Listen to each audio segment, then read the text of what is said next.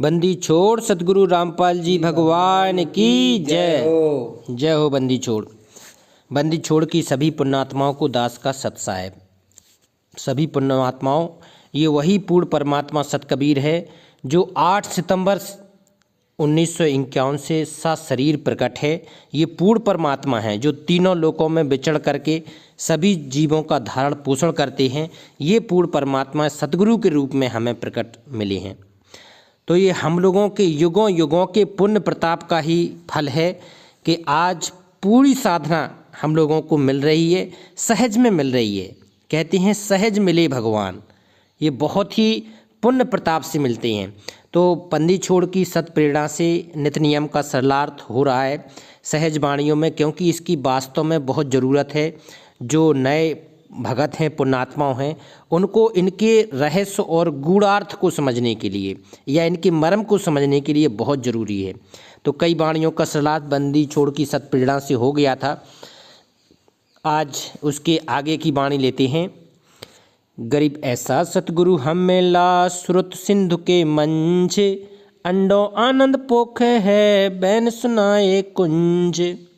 इसमें इतना गूढ़ रहस्य है, बंदी छोड़ ने इतना अनमोल इसमें तत्व ज्ञान छिपाया है कि इसमें जो सार नाम है, सार नाम तीसरा मंत्र है, उसके जाप को की ओर संकेत किया है कि कैसे श्रुत नृत्य का जाप होता है, वो इसमें पूरा उदाहरण के सहित समझाया गया है।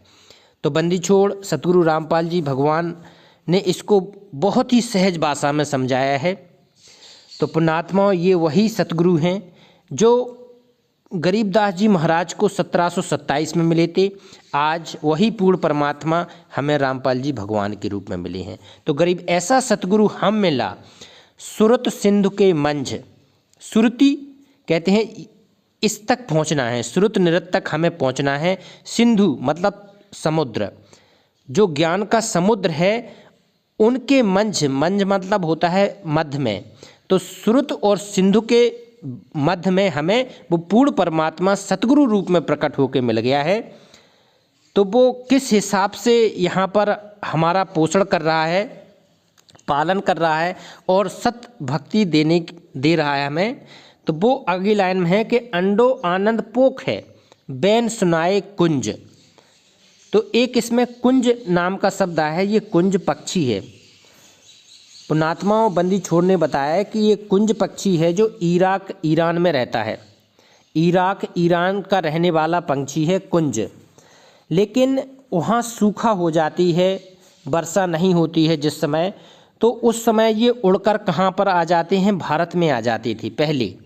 अब तो चूँकि इतना ज़्यादा यातायात के कारण हो गया, वन भी कट गए हैं, तो अब नहीं आते हैं। लेकिन गरीबदास जी महाराज ने जब वाणी लिखी थी उस समय बहुत ज़्यादा वन थे। तो उस समय जो इराक ईरान से रहने वाला कुंज पक्षी उड़ के कहाँ पर आ जाता था, भारत में आ जाता था।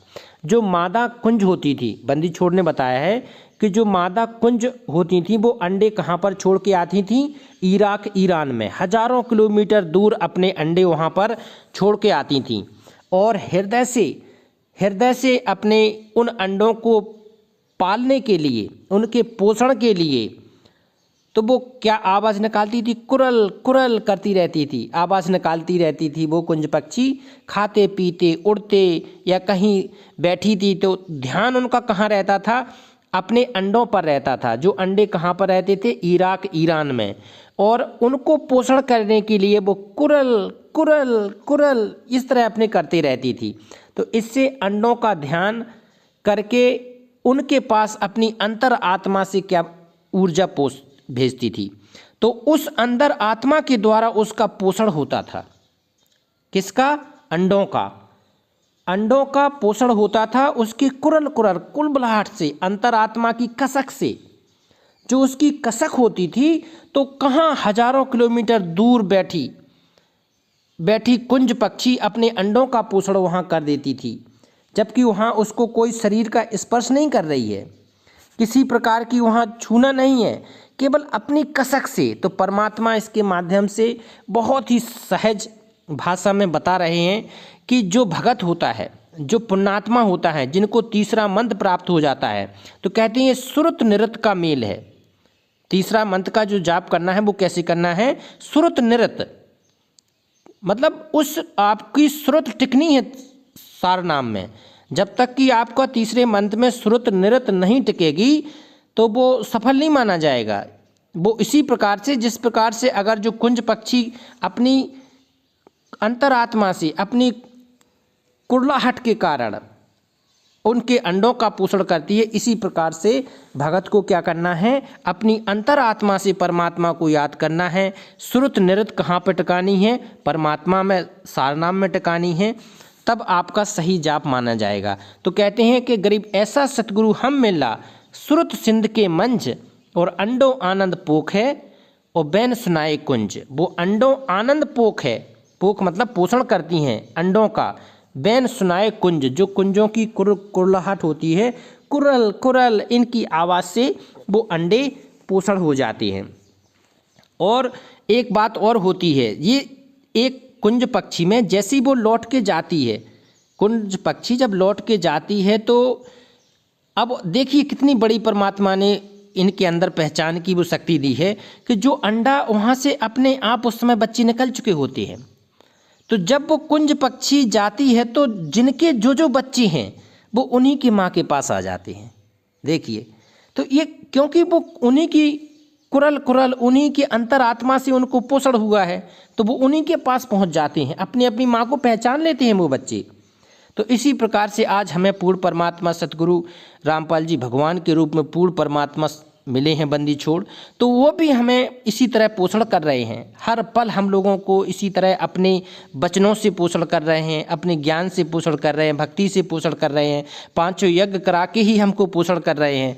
तो पोषण जब हम जाएंगे तो वो निश्चित ही हमें पहचान लेंगे और हम भी पहचान लेंगे, क्योंकि बंदी छोड़ ने अपने सत्संग में बताया भी है कि त्रिकुटी पर परमात्मा सतगुरु के रूप में मिलेंगे।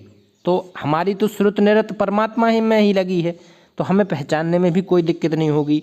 और वहाँ के बाद परमात्मा ने बताया है कि अपने पुण्य आत्माओं को वो अपने साथ विमान में बिठा के ले जाएंगे, और वहाँ पर जब हम लोग सतलोक में पहुँचेंगे तो वही पूर्ण परमात्मा आपको सतगुरु रूप में सिंहासन में मिलेगा। तो ये बहुत ही इसमें गूढ़ रहस्य छिपा था कि अंडो आनंद पोख है, बैन सुनाए कुंज। ये बहुत ही अनमोल वाणी है बंदी छोड़ की। तो ये श्रुत नृत्य का मेल है, ये बंदी छोड़ ने हम लोगों को बताया। अब आगे देखते हैं, गरीब ऐसा सतगुरु हम मिला, श्रुत सिंध के नाल और पीताम्बर ताखी धरो, बानी सबद रसाल। ये भी बहुत अच्छा है कि ऐसा सतगुरु हम मिला, हमें वही सतगुरु मिला है जो बंदी छोड़ गरीबदास जी महाराज को मिले थे। कौन? पूर्ण परमात्मा कबीर साहब। तो हमें भी वही पूर्ण परमात्मा कबीर साहब बंदी छोड़ सतगुरु रामपाल जी महाराज के रूप में मिले हैं।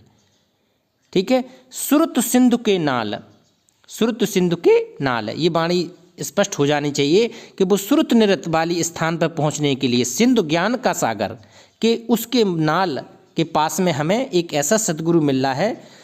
उस सतगुरु की पहचान उन्होंने क्या बताई है कि पीताम्बर ताखी धरो। देखो पीताम्बर क्या होता है? पीला वस्त्र। पीताम्बर ताखी धरो, बानी सबद रिसाल। तो पीला ताखी क्या है, किसको कहते हैं? ताखी। ताखी का अर्थ बता रहा है अलमारी। बंदी छोड़ ने ताखी का अर्थ बताया है अलमारी। तो बंदी छोड़ यहाँ पर समझाना चाहते हैं कि जो पूर्ण परमात्मा सतगुरु के रूप में प्रकट होते हैं वो पीताम्बर ताखी धरो। पीताम्बर मतलब पीले वस्त्र जो पहनने वाले और संत महात्मा होते हैं, लेकिन ये पूर्ण परमात्मा पीले वस्त्रों को अलमारी में रख देता है। मतलब ताखी धरो, पीताम्बर ताखी धरो और वाणी सबद रिसाल। वो पूर्ण परमात्मा अपनी वाणी से, अपने शब्दों से, अपने ज्ञान से, अपने तत्वज्ञान से पहचान करवा देता है अपनी। क्योंकि वो पूर्ण परमात्मा जो सतगुरु रूप में आते हैं कभी भी पीला वस्त्र नहीं धारण करते हैं और बाबाओं की तरह आपको नहीं दिखते हैं। ना दाढ़ी दिखेगी उनकी, ना बड़ी बड़ी जटा दिखेंगी, ना पीले वस्त्र दिखेंगे। ये परमात्मा की पहचान होती है। और परमात्मा ने अपनी वाणी में बता भी दिया है कि पीताम्बर ताखी धरो और वाणी सबद रिसाल। उस वाणी द्वारा यथार्थ ज्ञान अपनी पहचान के लिए सतगुरु स्वयं प्रकट होके ही बताते हैं। तो ये बंदी छोड़ने अपनी माध्यम से बताई है। तो आज भी आज पूर्ण परमात्मा बंदी छोड़ सतगुरु रामपाल जी भगवान ना तो कोई पीले वस्त्र धारण करते हैं, ना उनकी कोई वेशभूषा वैसी है, ना दाढ़ी है, ना बड़ी बड़ी जटाएं हैं। केवल उन्होंने जो तत्व ज्ञान आज 27 साल में दिया है हम पुण्यात्माओं को, उन शब्दों के आधार पर आज हम लोग कह सकते हैं कि वो पूर्ण परमात्मा स्वयं सतकबीर पूर्ण परमात्मा बंदी छोड़ ही आज हम लोगों को लेने के लिए आए हैं। ये हमारा परम सौभाग्य है। की जय। बंदी छोड़ सतगुरु रामपाल जी भगवान की जय हो। जय हो मालिक सत साहेब।